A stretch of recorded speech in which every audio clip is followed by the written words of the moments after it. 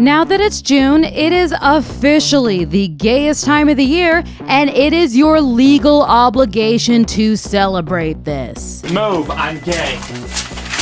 In the workplace, being gay just has its perks. You're just simply a better person. Do it, hetero.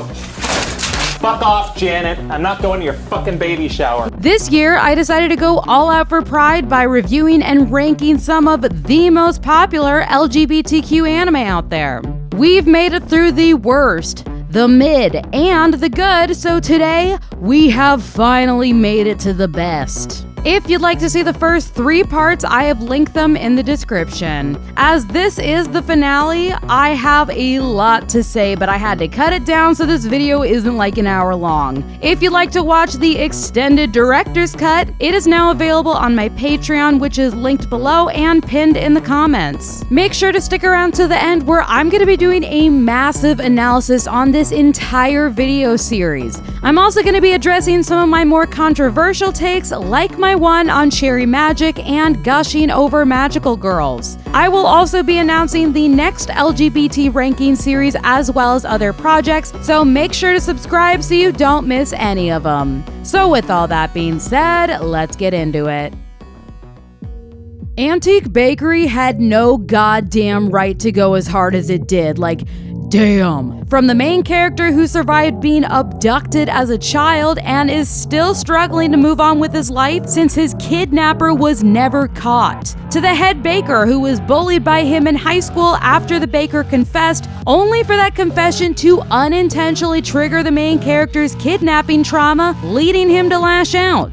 The other characters also have their own intense backstories, and this anime focuses on how these life events shaped and events these characters to who they are today. One of the most beautiful aspects about this anime is that it shows the reality of what happens when there's a lack of closure, and how you have to do your own healing to move on with your life and find your own happiness again.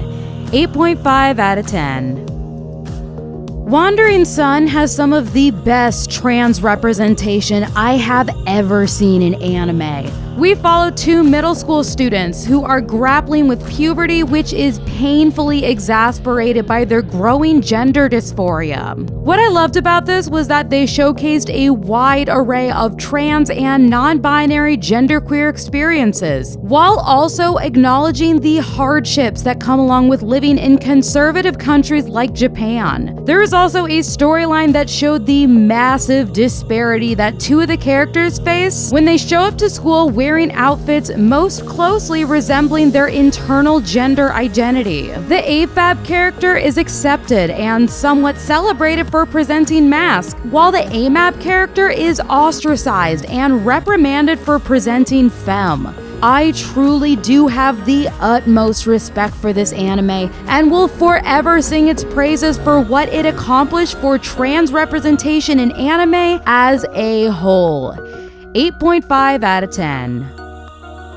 Link Click is one of the new additions to the list. I was originally hesitant to add it, but I polled y'all to ask whether you thought the queer coding was present enough to include it, and overwhelmingly, y'all said yes. Which I was honestly thrilled about because I am obsessed with Link Click. The first season is a loosely connected anthology that comes together in an absolutely jaw-dropping way by the end, which then leads to the absolutely stellar second season that had me literally sobbing by the end. In terms of having a queer element, we have to remember that for all of these Chinese donghua, they are having to deal with heavy censorship. So by those standards, yes, this is LGBT. Link Click was the anime that got me obsessed with donghua, and it still fills my heart with so much joy, especially since donghua is getting more and more popular and finally getting the acclaim that it deserves.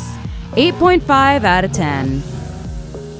Ranma One Half is here for obvious reasons. What this anime did for the LGBT community, especially the bisexual and transgender communities, has had ripple effects for decades. Are there many overly LGBT moments in the anime? Yes and no. But it is so heavily written in the margins that it's had a positive effect on the community for nearly 40 years.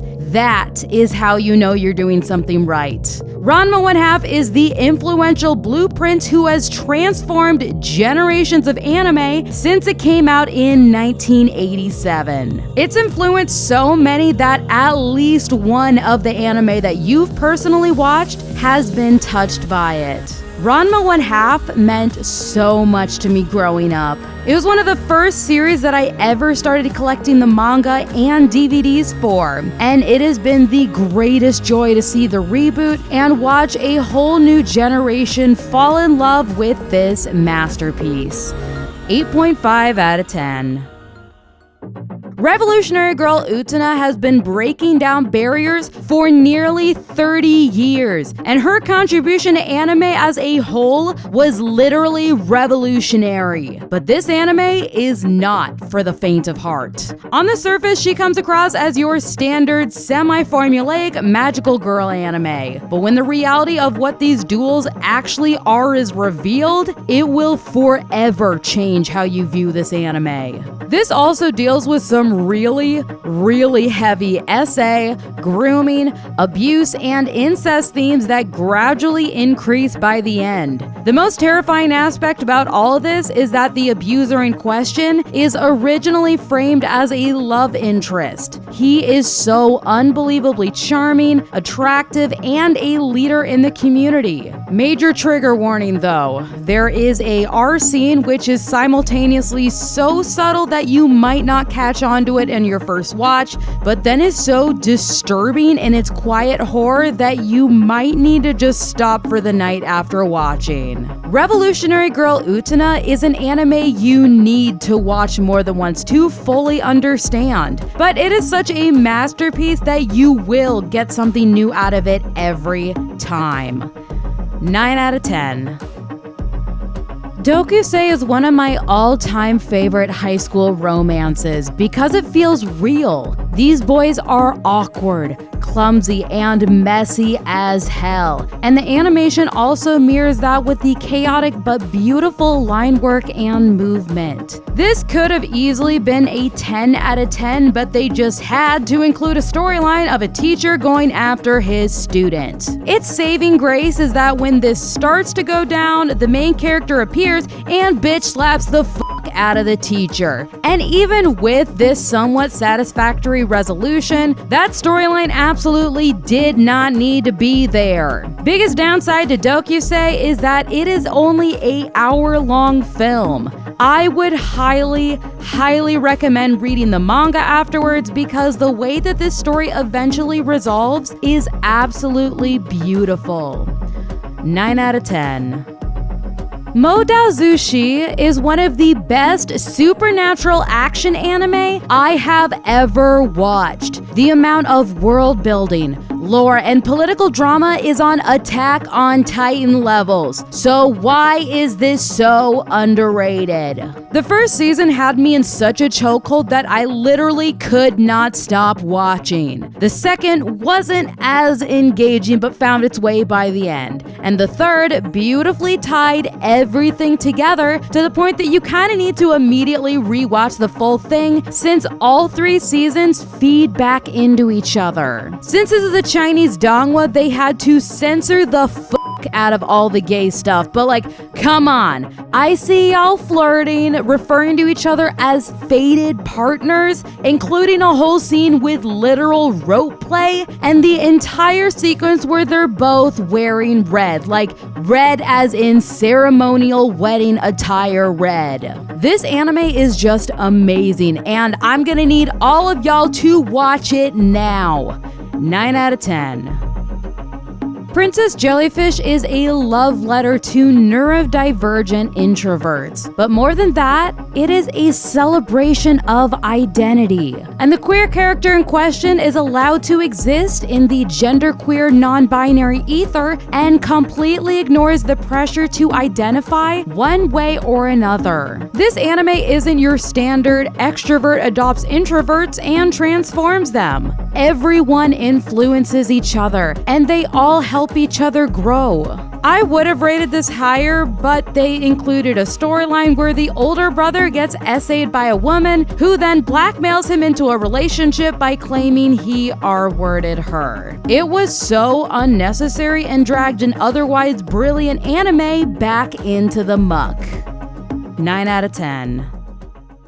Paradise Kiss is Nana's less traumatized sister who will still break your heart, but at least you'll be alive and breathing by the end. This is a truly beautiful anime whose coming-of-age story has one of my all-time favorite trans characters whose gender identity journey is so beautifully done, and it's made even more impressive by the fact this came out in 1999. This also gives us male bisexual representation, which has somehow hardly ever been explored in anime, which is insane. Paradise Kiss was made even better by being realistic as and not combining the characters into cookie-cutter relationship molds, but instead showing the chaos that occurs when relationships and career aspirations collide. Paradise Kiss is truly one of a kind, and honestly deserves as much of a cult classic recognition as Nana. 9 out of 10. Rock is a Lady's Modesty barely made the list since it literally just finished airing 2 days ago, but it was so goddamn good that I could not leave it off the ranking. It's not your standard GL rock anime. These lesbians are legit insane, and their passionate screaming had me straight up cackling like a Disney villain. And they did their research on this puppy and even perfected the movement by rotoscoping the real-life J-Rock band made for their motion capture. I've also never seen an anime that absolutely nails how physically grueling performances can be, and I can confirm that yes, sometimes you do get that sweaty from a performance. I've had so much fun with this puppy, and I am so happy that I extended this series to 4 parts so I could actually see the finale and add it to this list. 9 out of 10.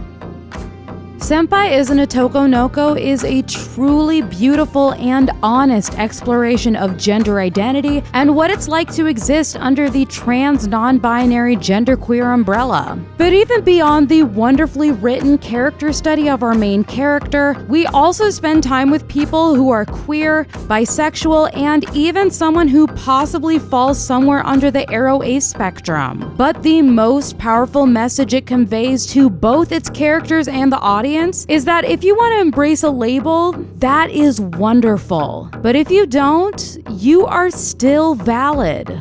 I was so moved by this anime that I even made an entire video where I talked about the very real impact it made and how that helped me finally feel comfortable to come out as non-binary. Senpai Isn't a Tokonoko is one of the best pieces of queer media to ever be produced, and I am just so happy that it exists.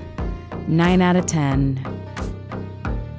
VTuber Legend is the gayest anime I've seen in a long time, and we are talking chaotic gays screaming the most unhinged shit you have ever heard live. With every single episode, I proclaimed, that was a lot. I don't know if it's possible to get gayer and more unhinged than that. And every single episode, it raised the goddamn bar. Like in the first episode alone, the main character forgets to turn off her stream, gets absolutely white girl wasted, starts screaming about how she's gonna get her favorite VTubers pregnant, and how she was gooning to their stream.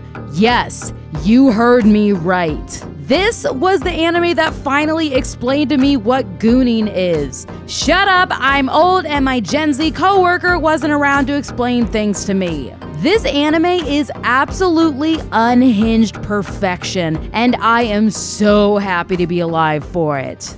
9 out of 10.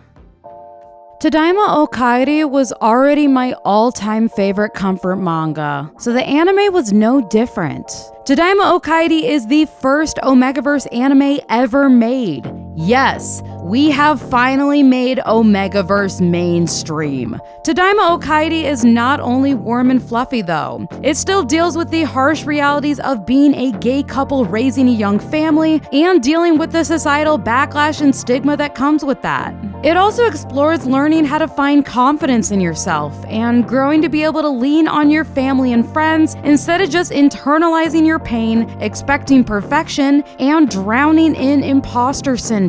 This is especially true when it comes to raising children and the confidence you think you should have as a parent. I've been through a lot over the past couple years, including cancer scares, surgeries, SI and outpatient, and career changes to just name a few.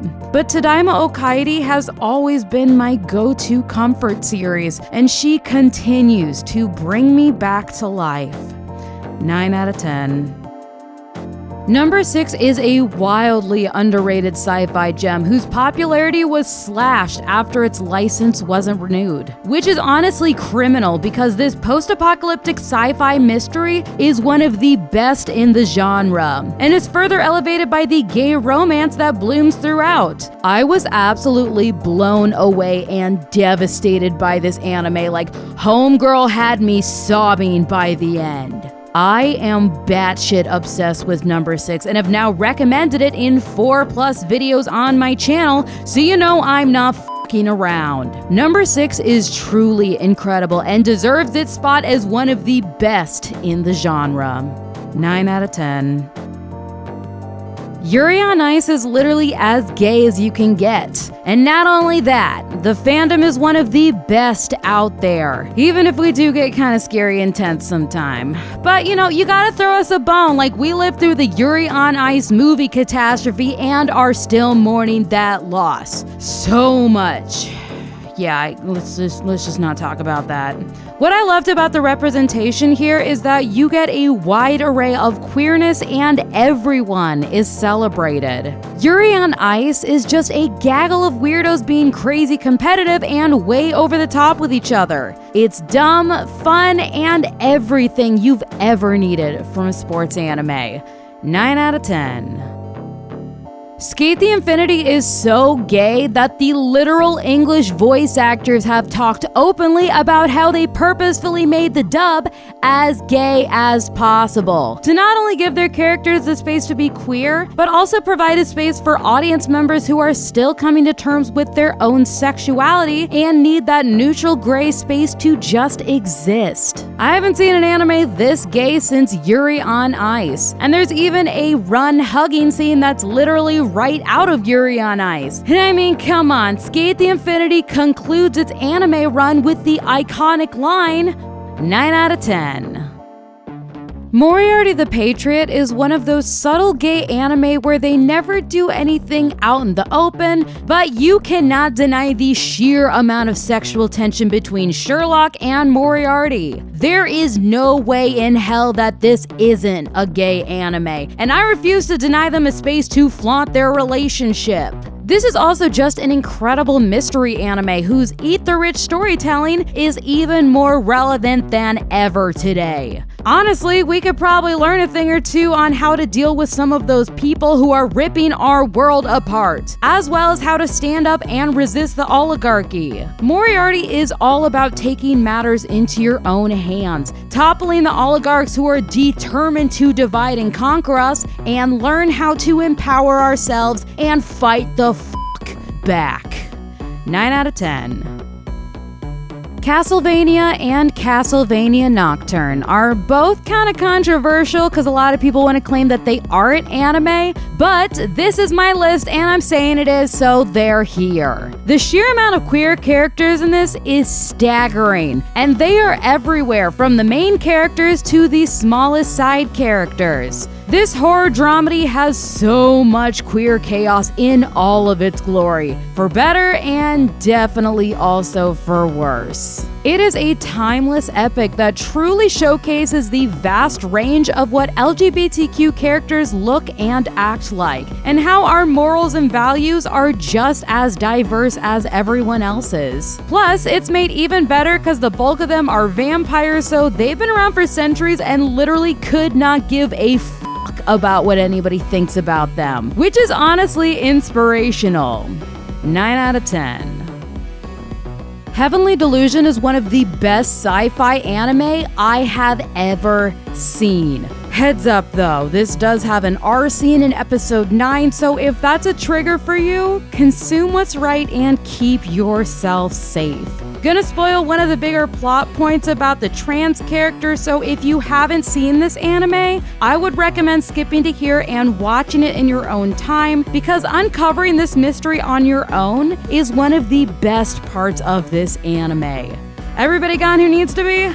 Okay, so the trans character in question becomes trans not of her own accord, but because her transition was the result of a body swap which sacrificed another character, resulting in some of the most intense body horror I have ever seen in anime. She now has to make sense of her new reality, grieve her previous self, grieve the other person who was sacrificed, and learn to embrace her new identity. It's anime like Heavenly Delusion which make me so excited for the future of sci-fi anime. But even more than that, the future of queer sci-fi anime and hopefully queer body horror anime. 9 out of 10. Bocchi the Rock is queer chaos personified, and unlike other entries on this list, they are loud and proud about it. It's also the most accurate depiction of the music industry I have ever seen, which I can corroborate as a professional in the industry. It is also a love letter to introverts, especially those of us with horrible social anxiety who overcome all the odds to just function. There are multiple openly queer characters who fangirl over their crushes, and even that one adult lesbian power couple who you always aspire to be growing up. What I love is that the queer storylines aren't about depressing coming out stories or bury your gay tropes. The queer characters are just allowed to exist. What a concept. And it allows their personalities to truly flourish and this anime shine for the gem that it is. 9.5 out of 10. Tokyo Godfathers was and is a monumental piece of LGBTQ media, not only for anime, but media in general. And not only that, the representation we see through the trans character Hana is one of the best representations I have ever seen. We get to see all of her, but not in a way that exploits her trauma for inspiration corn. Satoshi Kon is the king of writing realistically flawed characters, and instead of judging them, he just sits quietly alongside them and lets them tell their own stories. I even made an entire video essay on his body of work and how he changed the anime and Western film industry forever, which you can watch here. This film also does incredibly powerful work to represent different homeless populations, show just how easy it is to lose your supports and end up homeless, and give voice to those that society prefers to ignore. Tokyo Godfathers was and continues to be an absolute masterpiece that helped breathe life into queer media and humanize our community in ways more important than ever in this day and age. 9.5 out of 10. Gankutsuo is a futuristic sci-fi retelling of The Count of Monte Cristo, whose queer representation is on the more subtle and implied side of things, but is still addressed. These characters don't have the ability to be more open with their affections since they belong to the aristocracy, which still follows the same rules and bylaws set by the original novel, which took place in the 1800s. This means that a future where our characters could be together is not even remotely an option. So they have to go through the excruciating pain of taking what they can get so that they can still be in each other's lives. There also comes the question of, is the main character being led on by the much older Count, which in itself would be pretty problematic. Thankfully, those lines are never crossed, but their existence adds to the horror of what the Count is willing to do for revenge. This is a very intense anime that deals with a lot of dark and twisted subjects, as the aristocracy and 1% is dragged out of the shadows, and the dark underworld of control that they spin is finally brought to light. Gankutsuo is a once-in-a-generation work of art that you really do owe to yourself to experience sometime in your life. 10 out of 10. And at number 1, we have Devilman Crybaby. I can already hear the communal groan as the comment section sharpens their knives and prepares for the kill. Y'all can bitch and moan all you want, but you know what? I don't fucking care. But how could I rank Devilman Crybaby above this anime, or this anime, or this one, or this? Like, am I really gonna put one of the most divisive and fucked up anime ever as my number 1? Fuck yeah, I am! Am I a hypocrite for making a super dark anime which contains SA and grooming and some of the most visceral violence and the most metal ending of all time as my number 1? Yes, and you know what else? I don't fucking care, cause this is my list and I love this anime, so deal with it. Plus, for whatever it's worth, those characters who commit those acts die horrible, horrible deaths, so justice was served. So, why is this anime a masterpiece? Well, because it rips open the primal brutality within all of us and shines a mirror on what humanity really is and just how easy it is for us to be our own extinction. But even more than that, it shows how even when the world is literally falling apart around us, there are still people who will go out of their way to help and accept others. It shows the best and worst of humanity, and it all comes back down to our fated romantic pair, whose friends to enemies to whatever this is the catalyst for everything. For those of y'all wondering where the LGBTQ element is, we literally have our main couple alongside with characters who are queer, bisexual, gay, lesbian, and intersex. The writing, character development, animation, and one of the best anime scores ever by Kensuke Ushio secures this as a masterpiece. This is the definition of I'm here for gay rights, but I'm also here for gay wrongs. I love this anime. It is a masterpiece, and I understand that most people aren't gonna get why this is my number 1. But to me, Devilman Crybaby is absolute perfection. 10 out of 10. So to wrap things up, that is a wrap on this series. I wanted to take a moment to thank all of you for not only watching, but helping open up a discourse about queer anime, what we love about it, what we definitely wish was different, and what we would like to see in the future. I also do appreciate the call-ins where y'all have encouraged me to reassess some of my reviews on these anime. Because of that, I wanted to make the following corrections. I've decided to lower my rating of Gushing Over Magical Girls to a 4 out of 10, which lowers its ranking to number 74 and pushes everything up, meaning that Cherry Magic gets bumped into the mid-video. Speaking of Cherry Magic, okay, I hear y'all's complaints, and I do recognize that I was kind of harsh with that one, so I've decided to rewatch the series, and I'll release a new video review on it, which will be out in 2 weeks. A lot of y'all have asked why I excluded certain anime from this series, and I do want to apologize for not being able to include more. Because of that, I'm going to repeat this series, but in different phases. I am currently aiming at doing 2 series a year, one during Pride Month and one during the fall. So this October, I will be dropping the series which will cover BL manhwa anime adaptations. Then next June I will do BL anime and then GL anime that fall. Moving forward, I'm going to be focusing a lot more on queer anime content, which will include more reviews, rankings, and video essays. I'm starting research on a big video essay which will cover the frequent lack of consent we are seeing destroying BL and GL anime. If you'd like to see the extended director's cut of today's video, I have uploaded it on my Patreon, which is linked in the description and pinned in the comments. Shout out to all of my Patreon producers, including Karen Miriam Goldberg, Jeff Friend, Horsey Bread, and a special thank you to Legion Zero.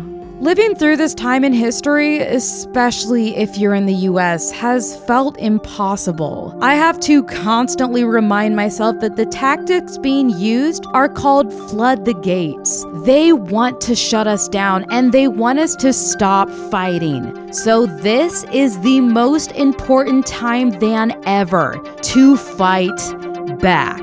So, how can we fight back? Well, we can attend protests, but if you do, please screenshot these tips, have an exit strategy, go with a friend, and stay safe.